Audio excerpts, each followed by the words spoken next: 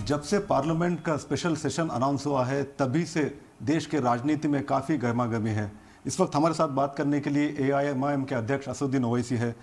साहब, ये बताइए कि आज parliamentary affairs minister Prahlad Joshi जो पूर्व राष्ट्रपति है रामनाथ कोविंद, उनके पास गए थे। उनको, आपको मालूम होगा कि उनको इस पैनल का जो है पैनल अपॉइंट किया गया है, उसका चेयरमैन अपॉइंट किया गया है। तो सरकार पूरी तरह से वन नेशन वन पोल को लेकर काफ़ी सीरियस दिख रही है। देखिए, ये कोई नई बात नहीं है। पार्लियामेंट की standing committee on law and justice ने भी एक रिपोर्ट दी वन नेशन वन इलेक्शन के बारे में। नीति आयोग की भी एक रिपोर्ट है, लॉ कमीशन की भी एक रिपोर्ट है, और लॉ कमीशन को हमारी पार्टी से हमने लिखकर भी दिया था। अब ये चौथी कमेटी बनाई गई है। तो वन नेशन वन इलेक्शन जो बात बीजेपी कर रही है वो अनकॉन्स्टिट्यूशनल है, क्योंकि फेडरलिज्म जो है भारत के संविधान के बेसिक स्ट्रक्चर का हिस्सा है। और ये जो बीजेपी कहती है कि भाई एक वक्त में सब चुनाव हो जाएंगे तो तकलीफ नहीं होगी, खर्चा कम होगा। देखिए, संविधान में इलेक्शन करवाने के पैसे तो हम रखते हैं जी। आप एक वक्त कराइए बाद में कराइए, तो वो आर्ग्यूमेंट गलत है उनका। दूसरा यह है कि मोदी जी ये चाहते हैं कि इस देश में सिर्फ उनकी पार्टी रहे और एक कमज़ोर कांग्रेस रहे और बाकी सब पार्टियां कमज़ोर पड़ जाए। तो ये उनका असल मकसद है कि ये दो नेशनल पार्टीज रहे, बाकी सब पार्टीज ना रहे। अगर चुनाव होते हैं तो बहुत अच्छा है ना, जनता को फ़ायदा है। भाई, सरकार हमेशा काम करना चाहिए। अगर 2 महीने के बाद चुनाव होंगे तो सरकार इलेक्शन जीतने के लिए जनता के लिए काम करेगी। जैसा अभी उन्होंने उनको पहले कर बहुत ही कम किया, 200 रुपये कम किए। भाई, आपको कौन रोक रहा है? आपने कर दिया ना।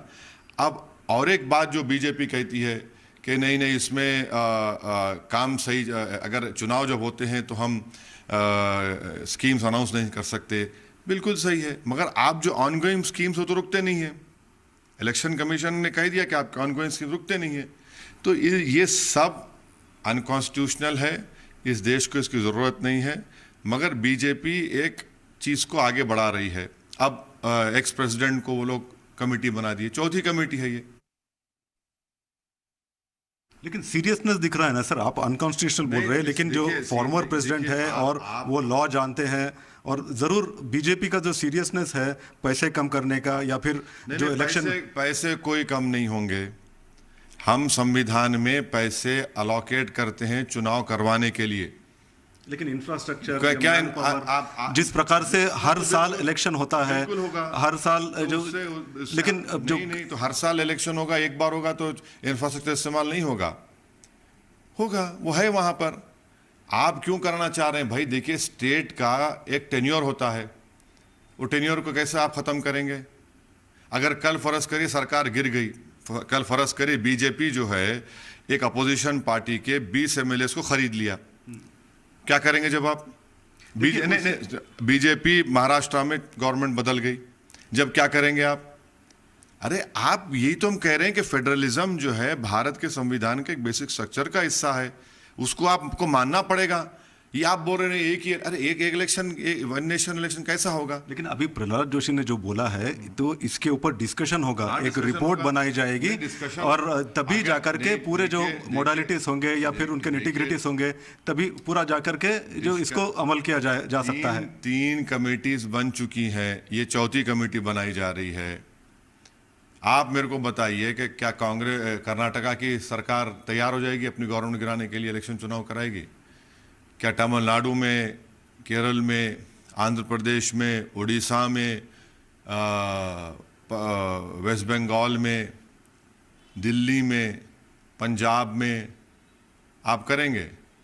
हाँ, ये कैसा करेंगे आप? लेकिन अगर पार्लियामेंट में बिल आता है तो सर, आप तो सीनियर पार्लियामेंटेरियन हैं, तो क्या इनके पास नंबर्स है या फिर कैसे बीजेपी कुछ सोच समझ कर ही कर रही होगी? सभा में बीजेपी के नंबर्स नहीं है। हाँ, और ये कॉन्स्टिट्यूशनल सपोर्ट भी कर सकता है। सुनिए, कॉन्स्टिट्यूशनल अमेंडमेंट होगा तो स्टेट के सरकारों को भी असेंबली में पास करना पड़ेगा। वो नहीं राजी होंगे, कहाँ करेंगे? क्यों करेंगे कोई भी? लेकिन एक पहल हो रही है उसकी, आप भी कहीं ना कहीं सपोर्ट कर रहे हैं उसको। नहीं कर रहे हैं, हम नहीं कर रहे हैं, हम इसके खिलाफ हैं। 2019 में जब नरेंद्र मोदी जी प्रधानमंत्री दूसरी मर्तबा बने और पार्लियामेंट लाइब्रेरी में जो ऑल पार्टी मीटिंग हुई थी उसमें तकरीबन पॉलिटिकल पार्टीज ने रजामंदी का इजहार किया। खुलकर अगर कोई इसकी मुखालिफत किया तो एक सीताराम येचुरी थे, दूसरा असदुद्दीन ओवैसी था। और मैंने जो बात आज रखी है उस वक्त भी भारत के वजीर आजम प्रधानमंत्री के सामने हमने बात रखी थी, आज भी रख रहा हूं आपके सामने। हम तो लिख कर दिए लॉ कमीशन को कि हम इसके खिलाफ हैं। तो अभी 5 दिन का जो विशेष अधिवेशन होने वाला है, स्पेशल सेशन होने वाला है, तो आप क्या उम्मीद करते हैं? ये तो 3 बातें हो रही है और वन नेशन वन पोल जिस तरह से लेकर के सामने आ रहे हैं, हमको और आपको नहीं मालूम कि उसका एजेंडा क्या होगा। ये तो ऑल पार्टी मीटिंग जब होगी स्पीकर साहब के पास, मगर हम अपनी पार्टी की तरफ से भारत के प्रधानमंत्री और उनकी पार्टी से डिमांड करते हैं कि जब आप ये स्पेशल सेशन बुला रहे हैं, और हमारी पार्टी ने भी इसका डिमांड किया था कि चीन हमारी भारत की ज़मीन पर 2000 स्क्वायर किलोमीटर पर कब्ज़ा करके बैठा है। डेप्सांग डेमचाक को हमने खो दिया, पोंग सोंग सू लेक, गोगरा और दूसरी जगह पर हॉट स्प्रिंग में हम बफर जोन क्रिएट कर दिए। 25 जगह पर पेट्रोलिंग नहीं कर पा रहे हैं। इस पर इस सेशन में, स्पेशल सेशन में कॉम्प्रिहेंसिव डिबेट होनी चाहिए। मोदी जी और उनकी पार्टी नहीं भागना चाहिए इस डिबेट से, डिबेट होनी चाहिए। दूसरी बात यह है कि जब रोहिणी कमीशन की रिपोर्ट आ चुकी है, सरकार के पास है, मोदी सरकार के पास है, गवर्नमेंट के पास है, तो वो फौरन पार्लियामेंट में एक बिल लेकर आए स्पेशल सेशन में और 50% जो रिजर्वेशन की लिमिट है उसको क्रॉस करें। जब मोदी जी के ताल्लुक से ये कहा जाता है कि ओबीसी हैं, तो ओबीसी का आप मोहब्बत दिखाइए अमल करके। तीसरा, हम इस बात का डिमांड करते हैं कि विंटर सेशन के डेट्स आप दे दीजिए, क्योंकि ऐसा ना हो कि अब 6 महीने का टाइम मिलेगा और आप वोट ऑन अकाउंट 2024 में कराकर चुनाव में चले जाएंगे। तो अभी डेट्स का अनाउंस कर दीजिए। पांचवी बात यह है कि जो हमारे इसरो के साइंटिस्ट ने जो बहुत बड़ा कारनामा अंजाम दिया, जिसके देश के लिए एक बहुत बड़ा कारनामा है, फ़ख्र की बात है, पूरी दुनिया में हमने बता दिया कि चांद पर, वहाँ पर साउथ पोल पर हमने चंद्रायन में वहाँ पर अपने चीज़ को भिजाया है। और उनको बुलाकर, उस साइंटिस्ट, जो जिम्मेदार साइंटिस्ट को बुलाकर, और नीरज चोपड़ा को बुलाकर, जो वर्ल्ड एथलेटिक्स में भारत के लिए पहली मर्तबा जेवलिन में गोल्ड मेडल लेकर आया, और हमारे जो चेस के जो बच्चा जो रनरअप है, इन और भारत की क्रिकेट टीम को भी बुलाया जाए, क्योंकि वर्ल्ड कप में जा रहे हैं। इनको बुलाकर इनका सम्मान करिए, इनकी हौसला अफजाई करिए, इनको इनकरेजमेंट करिए और उनको बताइए कि हम कितना उनकी मेहनत, उनकी कुर्बानियों को हम मानते हैं। ये हमको करना चाहिए। तो हम उम्मीद करते हैं कि ये पार्लियामेंट में स्पेशल सेशन में नरेंद्र मोदी जी करेंगे।